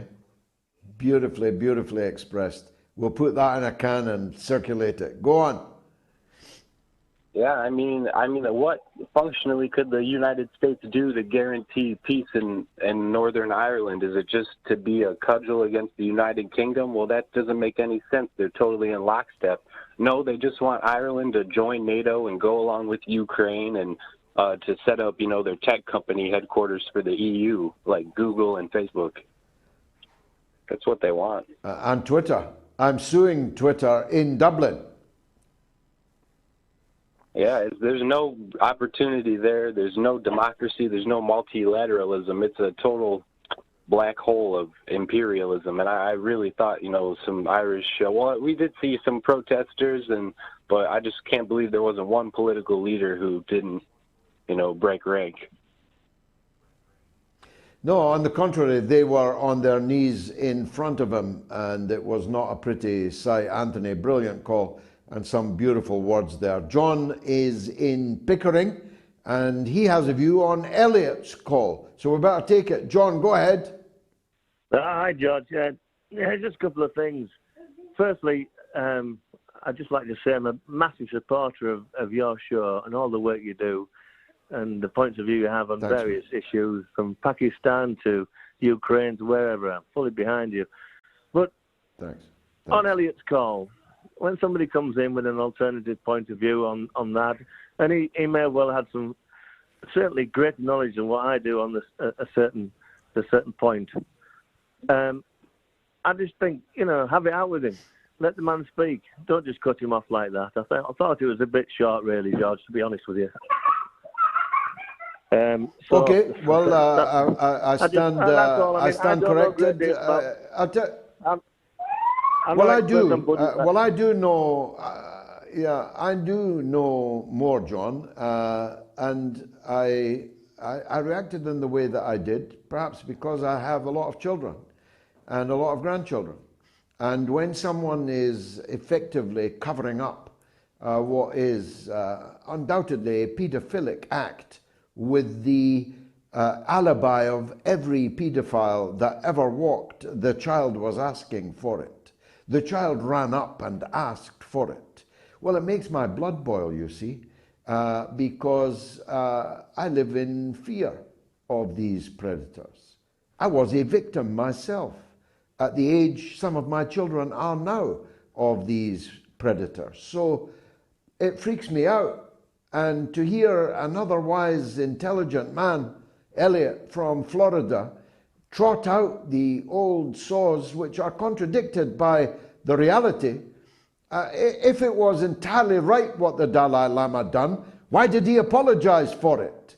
Why did he apologize to the boy's family, to the Tibetan people, to the Buddhist community? Why did he apologize if it was their tradition, if the boy really asked for it, and if there was nothing wrong with it? Why did he apologize? These two things cannot be true at one and the same time. But maybe I should have kept him on longer, John, and had it out. But, you know, I've got to look after my blood pressure, as you can imagine. I'm not a young man. Super chat. Jovan Kudra sends £20. Thanks, Jovan. Christos Voskresi, GG, and to all Orthodox Christians. That's Christos Voskresi. That's Happy Easter in the Orthodox tradition. Distribution to see Orthodox splitting. He's disappointed to see Orthodox splitting Christians who were visiting the holy places in the last few days. You think these people would know better?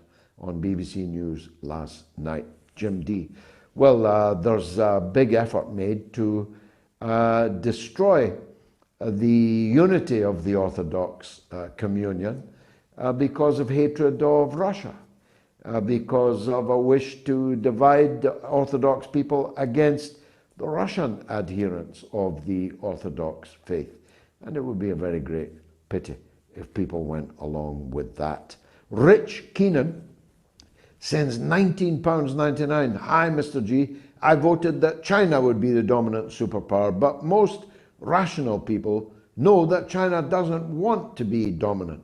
They want a win-win situation, just to be allowed to be successful without being demonized. Very well put, Rich. Sums up my position entirely. I didn't devise the poll.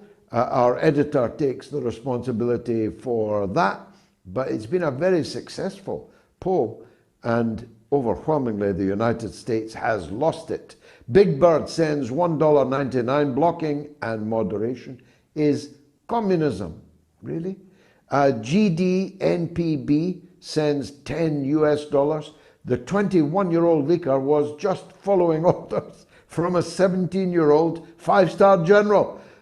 More dumb SH-1T stories from the CIA. We'll go into that another time, but how a 21-year-old National Guardsman got his hands on top secret material that could bring down the American Empire is a big story in itself. Martin is in Scotland on the emergency phone system next weekend. Martin, welcome. Go ahead, sir. Hi, good afternoon, George. Nice to speak to you again.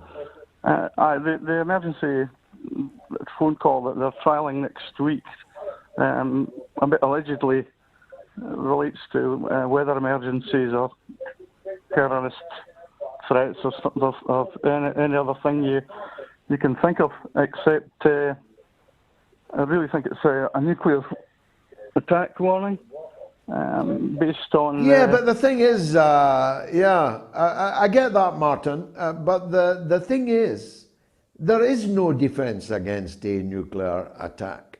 The royal family, some of them, they'll keep some of them out, and the top leaders of the government will be in a bomb-proof bunker, but what kind of country will they emerge to after the bomb?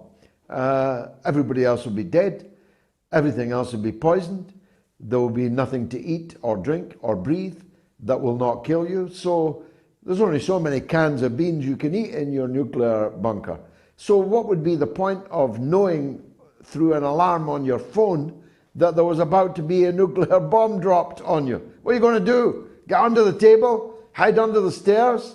Like they used to tell us in the 1980s, when nuclear bombs were not even a half as powerful as the nuclear bombs that we're talking about today. So I don't get it. Now, luckily, I'm not in the country and I'm not using a British phone. And so I won't get the alert. But even if there is to be a nuclear alert and a nuclear attack, I'd rather be right in the epicenter. I'd rather be vaporized in a millisecond than to die a lingering death, having watched everyone I love die a lingering death by being, as it were, outside of the epicenter. Last word to you, Martin.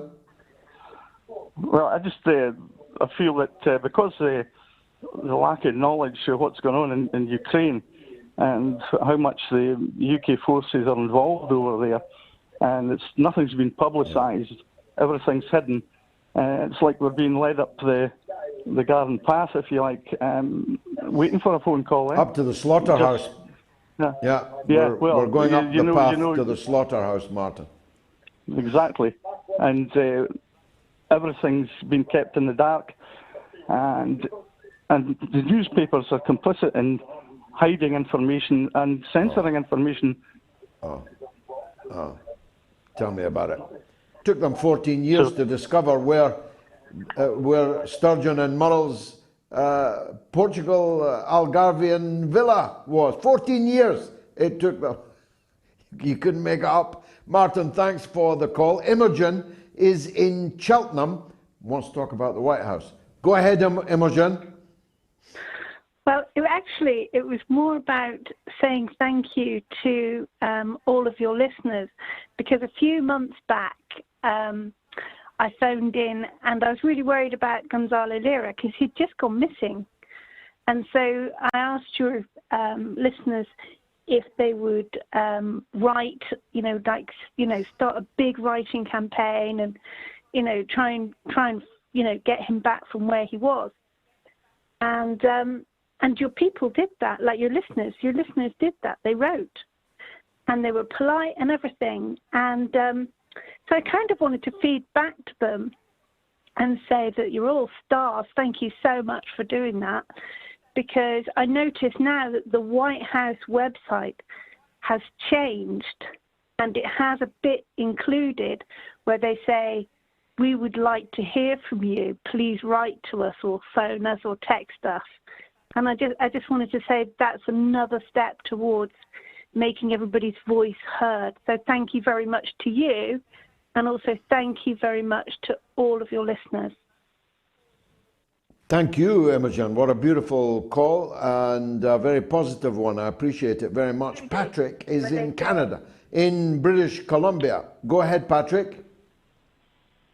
Hey, George. I just finished up my semester at university, and I'm pretty much done my degree now. And I got it in political science, but I have to be honest, I learned more from George Galloway and Jimmy Dore than I ever did inside the halls of those universities.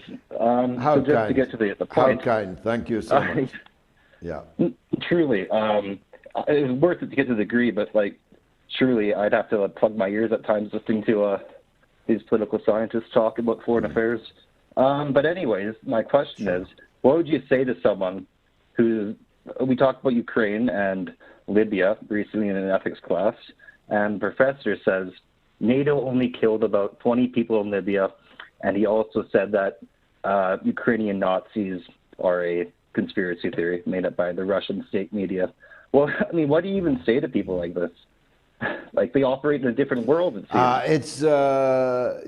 They live in a parallel universe, or they're lying.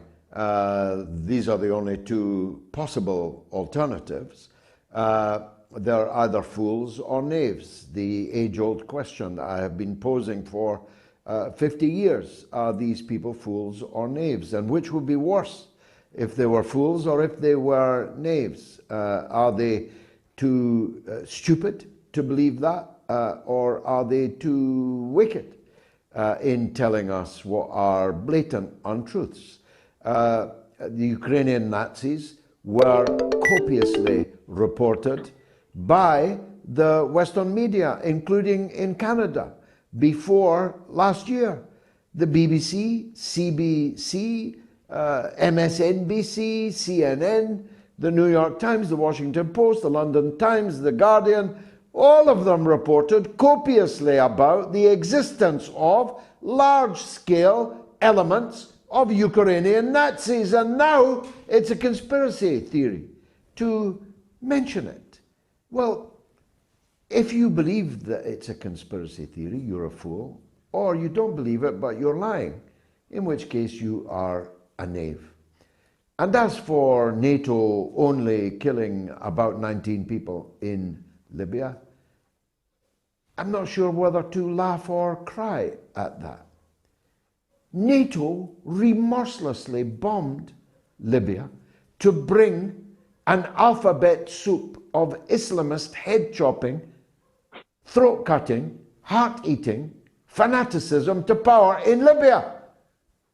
That's what they deliberately set out to do, to destroy the Libyan state and usher in this, as it's turned out, cacophonous, cats fighting in a bag medley of Islamist fanatic grouplets and groupuscles who have then gone on to murder each other in large numbers, to the extent to which Libya no longer effectively exists as a country, which for me is a very great tragedy. But even if you don't agree with me, then it has blown open the doors. It has blown the bloody doors off Africa to the European lake called the Mediterranean, and through which have come millions of Africans or people from Asia exiting through Africa, who are landing on the beaches in Britain, in Italy, in Greece, in Spain, And so to exculpate NATO over Libya is so breathtaking. If I was in your class and the lecturer said that to me, I would make a citizen's arrest on him for impersonating a university professor. Patrick, thanks for the call. Final few super chats. Thanks again for donating tonight. GDNPB again sends another 10 American dollars. This is all planned. That's why they stole the last election. The bankers are moving from the West to Asia and taking all our stolen gold with them while isolating the West from the rest. Rudolph Grasspointer sends 10 euros. Jimmy for president, George for prime minister. Then the world would be at peace. Thank you, Rudolph. Barbara Fortune, $1.99. Thanks, Babs. Michael Enright, 10 euros. Thank you, Michael. Sailing Prepper Dark Secrets, another $5 US. Twitter has lost a great show, and you are a great man, George. Always your friend, Melvin from New York. Thanks, Melvin. Haven't heard from you for a while. The poll is now closed. 16,507 people voted. On Twitter, 16% think US will be the dominant superpower in the next decade. But on YouTube, it's only 11. On Telegram, it's only 6. And on the YouTube community poll, it is 12. By contrast, on Twitter, 84% think it will be China. On YouTube, 89%. On Telegram, 94%. And on YouTube community poll, 88%. Thanks to all who voted. Last few calls now. Chris is in Colchester, wants to talk about RFK Jr. Go ahead, Chris. Hiya, George. All right. Yeah, no, good, I just mate. heard you mention him last week, and you just said you don't agree with him on a few things. I just wondered what they were. I don't think I would want to dwell on them, but I think, as I said last week, I didn't go all the way with them over the COVID issue, and I don't go all the way with them on the COVID issue now. But of the candidates that have so far emerged, he is the outstanding candidate by a country mile. And I think that if RFK Jr. runs, he'll prove a big problem for the so-called Democratic Party in the United States. They will not be able to treat him as an interloper. He's royal family Democrat, yeah? They will not be able to stop the public from knowing of his existence, because anybody called Robert F. Kennedy Jr. is going to very quickly be a big figure in public consciousness in an election season. They're not going to be able to keep him off the debates. They're not going to be able to persuade people that that Joe Biden is more presidential than RFK Jr. And certainly not that Kamala Harris is. So I happen to think that RFK Jr. is in with a big shout. But if they cheat him, as they cheated Bernie Sanders, I think he has to run as a third-party candidate. That's really the import of my feelings about him. Chris, thanks for the call. Lance is in Canada. Let's hear from him. Let's get as many in as we can before the end of the show. Lance, go ahead. Hey, George. How are you? I'm good. Thank you very much. Your call from Patrick. Patrick has called twice now, wondering why his professors, you don't want to tell him the truth about, Libya, one of the richest countries in the world, or tell the truth about the Ukraine. And my thought on that is this: is not every professor is a George Galloway willing to fight for the truth, or Claire Daly. That professor, if he said in class, yeah, you're right, there are Nazis in Ukraine, or something like that, and he went against the counter narrative, he might find himself in the CBC headlines tomorrow and a headline saying professor at University of British Columbia denies or is a Putin apologist or something like that, right? And he might find himself in a hurricane that he doesn't want to be. Otherwise, he can just, take his retirement and, sort of do his job and go off softly into the night. So that is a big decision or a big turn for a professor to take, That professor's only comfort is that 30 or 40 years from now, the people behind him can tell the truth about what happened 40 years ago, possibly. But yeah, I'm sure he knows. I'm sure that. But whatever happened, Lance, to the idea of academic freedom? Whatever happened to the idea of courage? Whatever happened to the moral imperative for a teacher to speak the truth to their students, to at least admit the existence of competing truths to their students? Let's deal with this hypothetical. Please, sir, I've heard there are Nazis in Ukraine. You could argue that there are Nazis in Ukraine, but there are Nazis in Canada. There are Nazis in every country. The Nazis in Ukraine might be relatively more significant, powerful, important because of the Second World War, because of the Holocaust in the East, but they are not calling the shots. The president is Jewish. You could make a case. You could lay out a smorgasbord of competing arguments and ideas and allow the students to make up their mind. Couldn't you, Lance? Wouldn't that be the morally courageous thing for the professor to do? It might be morally courageous, but you could also have a student who just wants attention, who goes off to the CBC News and says, my professor says there's Nazis in the Ukraine, and they love the headline, and they run with it. And we've seen enough mainstream media people be choked and fired. That NBC reporter who recently went to Crimea and asked people how they felt. He's been, though I'm sure all the people who are associated with that production, him himself, I'm sure they all don't have jobs anymore.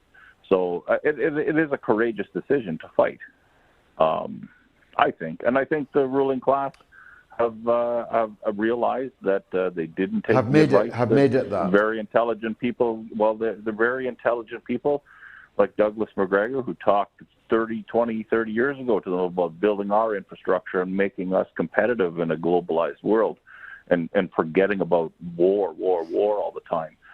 Because it doesn't always go your way, they didn't take that lesson, so now they have to double down. And now Poland's airwaves are, almost completely devoid of truth, and the Poles are being brainwashed to line up next to go against Russia, and the Estonians and the Czechs. So, we're dealing with some forces that want what they want. So, I don't know. And I think I wouldn't want to... It's a very powerful... If I was coming close to my pension at UB, if I was coming close to my, $150,000 a year pension at UBC, it might be a hard decision for me to say, hey, you know what I'm saying, George? I know what you're saying, but I have difficulty computing it. And thanks for that call, Lance. A brilliant last call of the evening. I have difficulty in computing it because it would never occur to me to remain silent about the truth. If it had, I might have ended up living in 10 Downing Street if I had been prepared to remain silent about what I knew to be the truth. And because it never occurred to me, I suppose it should, but it doesn't occur to me that other people are going to be moral cowards. And what you've just described there, Lance, is what impelled Francis Bacon to say what he said about self-censorship. He called it the arrow that flies in the night. In other words, you don't see it because the person censored themselves and never said what it would have had to be censored. They merely suppressed the truth in themselves. So, for example, I knew more about what was the situation in Iraq than anybody else in Britain, or maybe in the world, because I was amongst the very, very few, and certainly the only parliamentarian who was regularly traveling to Iraq to study the situation there, to talk with the Iraqi leadership there. And therefore I knew that what was being said to lead us down that path to the slaughterhouse were lies. And it never occurred to me as a parliamentarian, I'll need to accept these lies. I'll need to keep quiet about them because it will imperil my pension. It will imperil my position. It will have me kicked out of the Labour Party and thus kicked out of Parliament. None of that ever occurred to me. I'm driven by, I think, a higher cause than that. Here I stand. I can do no other because I have a conscience. I believe that my conscience is my daily communion with God. Therefore, if I defy my conscience, then I am offending God. I am being sacrilegious. I am defying the conscience that God gave me. In so doing, I am imperiling my future in this life and definitely in the next one. So because I believe, I could not do that. And I would rather be fired, whether from the UBC or as I was fired from the Parliamentary Labour Party. I would rather take my stand over what I believe in, which I did and won twice against Mr. Blair's Labour Party in parliamentary elections. But even if I had lost, it would never have occurred to me that I had done the wrong thing. And I have been lucky that I have a family that would never have asked me or expected me to or accepted me doing if I had been of a mind to do it. I've run out of time. In fact, I'm over time. And so it merely remains for me to say that I'll be back, God willing, on Wednesday evening at the slightly later time of 9 p.m. UK time. Don't forget, make an appointment to view. And if you've enjoyed the show, as last week 1.2 million people did, just think about that. 1.2 million people did in the last week. Then bring another viewer with you. You'll be doing all of us and the world a favor. It's been marvelous. Good night.